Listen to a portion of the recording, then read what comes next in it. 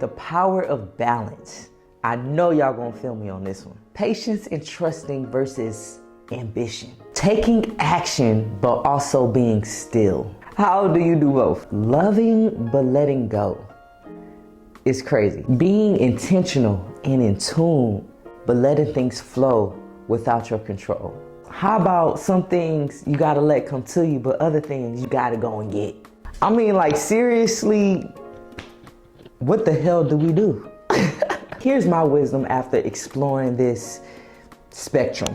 Okay, so we have the point of where we are, and then we have our desire. There's a fine line when it comes to balance on this spectrum. And I think that line looks different for everyone and in every situation, to be honest. But I think it's our job to figure out where we fall on that line in each situation. And that's the tough part, because our moments are always changing. So what does it look like to embody balance? How do you live in a state of harmony and alignment when you are literally anxious and confused? Number one, self-control. I hate to say this, but it is your job, and your job alone, to center your emotions when external circumstances trigger you. Listen, you gotta learn what it means to calm yourself. Hit the gym, triage it, go talk to your mama. I'm just saying, it looks differently for everybody. Number two, when it comes to practicing the power of balance, it requires intentional reflection and deep awareness to understand what throws you off. I mean, it could be people, certain conversations, it could be emotional turmoil or overcommitting yourself. Listen, embodying balance means regularly checking on yourself and recalibrating when necessary. But you got to be aware of what's going on.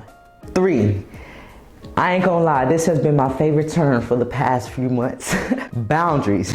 Balance comes from not only creating, but enforcing healthy boundaries with others and with yourself. It's knowing when to say yes and when to say no.